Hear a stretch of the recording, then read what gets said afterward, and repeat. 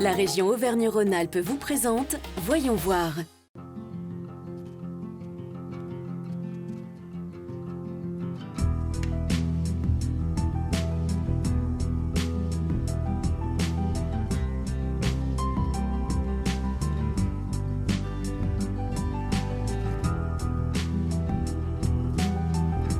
Bonjour et bienvenue dans ce nouveau numéro de Voyons voir.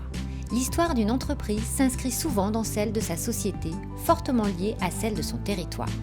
Ainsi, Michelin a apporté une pierre conséquente au développement de la mobilité au siècle dernier. Son musée, l'Aventure Michelin, sait en témoigner et accueille l'un des plus riches patrimoines de l'industrie française. Stéphane Nicolas, responsable du patrimoine, a accepté de nous ouvrir ses portes. Bonjour Stéphane. Bonjour. Donc il y a 10 ans, naissait l'Aventure Michelin. Pourquoi avoir eu besoin de faire naître ce musée ? Alors, je suis très heureux de vous accueillir à l'Aventure Michelin aujourd'hui. L'histoire de Michelin, c'est une épopée, un univers absolument passionnant.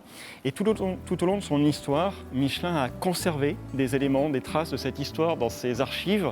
Et donc, quand on a trouvé cette collection, on s'est dit qu'il fallait absolument qu'on partage ça avec le grand public.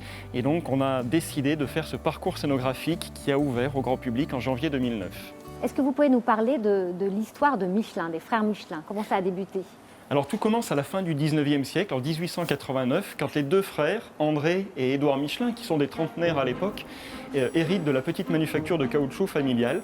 Ils vont chercher de nouveaux débouchés pour relancer leur activité et ils vont s'intéresser un petit peu par hasard aux pneus, qui est un produit tout récent à l'époque, qui équipe des vélos. Ils vont chercher une solution technique jusqu'à finalement trouver un système pour fixer avec des vis le pneu sur la roue du vélo, éviter donc le pneu collé. Et c'est effectivement quelque chose qui est beaucoup plus simple et beaucoup plus rapide à réparer. Et c'est grâce à cette innovation technique du pneu démontable que Michelin va s'intéresser durablement aux pneus. Et donc ce groupe qui part donc de cette invention de pneus a été aussi précurseur en termes de publicité. Vous pouvez un peu nous raconter l'histoire de ce personnage Bibendum qui est très connu du grand public ? Et ils vont avoir une idée géniale, ils vont donner vie à leurs produits. Ils vont imaginer de créer une pile de pneus et de donner vie à cette pile de pneus. C'est ce qui va donner naissance à ce personnage que vous connaissez. Et donc très vite, le public va adopter ce personnage et lui donner spontanément ce surnom de Bibendum qui est toujours celui qu'on lui donne aujourd'hui en France. La marque s'est aussi imposée dans les guides. Oui, très tôt, Michelin se dit notre rôle d'industriel, c'est de fabriquer des bons produits, des pneus innovants, des pneus de qualité. Mais dans le fond, notre mission, c'est aussi d'accompagner nos clients dans l'utilisation qu'ils font de leurs pneus, c'est-à-dire le voyage. Et au début des années 30, on voyage de plus en plus pour le plaisir. Et c'est à cette époque que le guide crée les étoiles pour sélectionner les restaurants. Donc 1 étoile, 2 étoiles, 3 étoiles. Et c'est toujours cette sélection que vous connaissez aujourd'hui. Il y a eu toutes les innovations techniques, il y a eu aussi de l'innovation sociale. En quoi Michelin a apporté quelque chose ? Au début du XXe siècle, les frères Michelin vont faire progresser en parallèle à la fois la construction d'ateliers pour pouvoir fabriquer des produits et répondre à la demande, mais aussi recruter du personnel pour venir travailler dans ces ateliers. Et Michelin va mettre en place toute une politique sociale pour accompagner cette arrivée de personnel à Clermont. Donc effectivement, l'imbrication entre l'histoire de Michelin et la ville de Clermont-Ferrand, c'est aussi ce développement de politique sociale qui existe toujours aujourd'hui. Et alors, dans ce musée, comment ça se passe pour le visiteur ? Donc l'Aventure Michelin, c'est un site qui est ouvert à l'année, qui est ouvert à tous les publics. C'est un lieu qu'on vient découvrir avec des amis, qu'on vient découvrir en famille. Vous avez vu au travers des quelques images que c'est évidemment de l'histoire industrielle, mais pas uniquement. C'est aussi un formidable voyage à travers l'univers du tourisme. Les frères Michelin ont aussi été pionniers dans le domaine de l'aviation. Vous découvrirez aussi d'où vient le nom de Micheline. Donc c'est un parcours vraiment surprenant, qu'on a voulu aussi ludique. On apprend des choses, mais c'est aussi un parcours interactif. Le site bénéficie également des 4 labels tourisme et handicap. Donc vraiment, c'est un site que je ne peux que vous inviter à venir découvrir. Merci de nous avoir accueillis dans ce lieu qui porte très très bien son nom. C'est une véritable aventure. C'était avec grand plaisir. Merci beaucoup, à bientôt. Quittons Clermont-Ferrand, direction la Loire. Vous allez voir que l'impact social d'une industrie sur son environnement peut aussi parfois réserver de belles surprises à ses habitants, comme ces gravières transformées en étangs de pêche.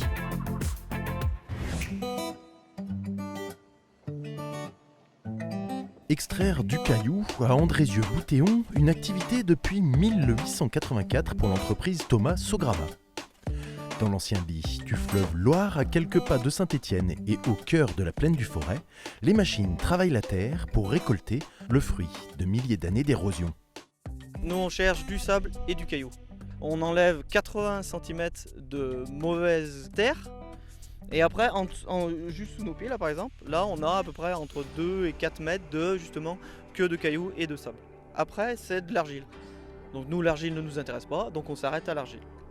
Le résultat de cette exploitation, des bandes de terrain nu creusées dans le sol et imperméables, qui naturellement se remplissent d'eau pour former un étang. Avant draguer directement dans le lit du fleuve, aujourd'hui, ces exploitations sont réglementées et interdites dans les cours d'eau pour préserver l'environnement et les risques d'inondation en aval. Aujourd'hui, l'extension de nos sites d'exploitation, on les fait effectivement sur le foncier privé. On rachète des terrains à proximité des sites actuels pour étendre les zones d'exploitation. Les autorisations d'exploitation nous sont données aussi parce que nous promettons une réhabilitation de ces sites en plan d'eau et en zone d'exploitation agricole. Aujourd'hui, c'est une dizaine de sites d'exploitation qui ont transformé le paysage et offert aux promeneurs et aux pêcheurs une concentration de petits étangs empoisonnés chaque année. Avant, la Loire, elle passait comme ça, la Loire. Donc, ouais, il y a des années. Moi, je ne l'ai pas connue, moi. Donc, après, ils l'ont détournée, la Loire, donc c'est pour ça qu'elle est passée par là-bas. Mais les gens de Boutéon, ils connaissent très bien. J'avais 10 ans. Je venais avec mon père à ce temps-là. Oui. Et j'ai 65 ans, donc vous voyez. Un équilibre entre exploitation des sols, biodiversité, loisirs et transformation du territoire s'opère donc sur l'ancien lit du fleuve Loire, offrant à la plaine du Forêt une identité et un havre de paix pour les pêcheurs. Rendons-nous maintenant au centre de technologie de l'Adoux, le plus grand centre de recherche et développement du groupe Michelin. On y découvre que l'innovation est au cœur de sa stratégie et constitue le vecteur fondamental de son développement. Cyril Roget, directeur de communication technique, nous accueille au pavillon Innovation. Cyril Roget, bonjour. Bonjour. Donc nous sommes à l'intérieur du campus RDI du groupe Michelin. Qu'est-ce qu'on y fait ici ? Alors ici, Michelin travaille sur le développement des nouvelles gammes de pneus qui vont sortir dans tous les domaines. Les pneus d'avion, les pneus de poids lourds, les pneus de voiture, les pneus de moto, les pneus de vélo. Donc on couvre vraiment tous les domaines. Et 80% à peu près de la recherche et développement du groupe est faite dans ce bâtiment, campus RDI.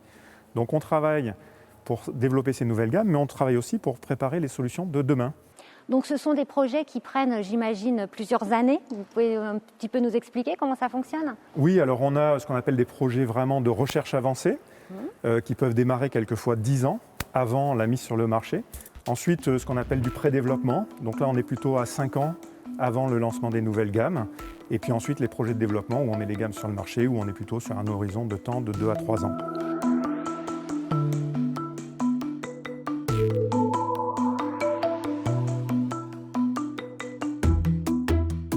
Et lorsque vous êtes dans des recherches comme ça, vous sollicitez des entreprises autour, dans la région. Comment ça se passe ? Alors oui, Michelin ne peut pas faire tout seul. On l'a compris depuis un petit moment maintenant. Donc on fait appel à beaucoup de partenariats pour développer en particulier des solutions d'avenir. Alors un exemple que je peux vous donner, c'est notre partenariat avec la société Carbios, qui est une start-up clermontoise qui travaille en fait sur le recyclage du plastique à l'infini. Parce que l'une de vos missions, c'est d'être dans la mobilité durable ? Oui, c'est ça. Et donc, en imaginant des solutions pour développer des matériaux de demain, qui seraient beaucoup plus durables que les matériaux issus du fossile, du pétrole, on a réfléchi et on a trouvé donc ce partenariat avec une société Carbios qui va fabriquer en fait nos renforts textiles qu'on met dans les pneus pour les renforcer, à base de plastique complètement recyclé. Donc l'idée, c'est de développer ces solutions-là pour préparer nos pneus de demain. Si on en revient à votre pneu Uptis, est-ce que vous pouvez nous décrire un petit peu les étapes qu'il y a eu pour en arriver déjà aujourd'hui à ce qu'il en est ? Alors, d'abord, c'est encore un prototype. Ce n'est pas un pneu qu'on peut trouver sur le marché. C'est un prototype qu'on développe en partenariat avec General Motors. Ça fait déjà plus d'une dizaine d'années qu'on travaille. Alors pourquoi ? Parce qu'en fait, il a fallu développer des nouveaux renforts complètement différents à base de fibres de verre. Michelin a développé plus de 50 brevets en fait, pour pouvoir protéger l'utilisation de cette fibre de verre et sa création dans des pneus sans air. Développer des solutions comme ça prend énormément de temps parce qu'il faut leur donner, bien sûr, des performances qu'on attend d'un pneu Michelin classique et pas forcément seulement un pneu sans air. Donc, Il a fallu beaucoup de temps pour trouver des solutions très innovantes pour pouvoir donner au prototype Optis les mêmes performances qu'on attend d'un pneu Michelin en termes de résistance au roulement, de longévité, de confort, de bruit, d'adhérence. Et donc tout ça prend énormément de temps. Donc ce sont des projets qu'on démarre très longtemps à l'avance. Donc le pneu, c'est vraiment l'image de Michelin. Mais est-ce que vous travaillez sur d'autres projets que le pneu ? Oui, alors l'objectif de Michelin, c'est de garder bien sûr comme cœur d'activité le pneu, mais aussi de chercher des solutions pour des activités qui sont liées à la mobilité. Parce que nous sommes une entreprise de mobilité, puisque la région Auvergne veut être la région Zero Emission Valley, comme on dit. Donc un des précurseurs dans la mobilité à hydrogène. Et donc Michelin s'associe à cet effort pour pouvoir promouvoir l'hydrogène comme une source alternative de mobilité pour l'avenir. Donc on vous souhaite beaucoup de recherches pour les années Merci. futures. Et puis merci de nous avoir reçus ici. Avec grand plaisir. Précurseurs, visionnaires et audacieux, les frères Michelin ont toujours engagé leur entreprise dans les défis de leur temps. L'activité du groupe est inlassablement tournée vers le futur et elle ne cesse d'évoluer en apportant des réponses aux enjeux liés à la mobilité du futur. Cela nous montre que l'expérience d'hier est ce qui fonde les avancées de demain. Une expérience régionale aux retombées internationales.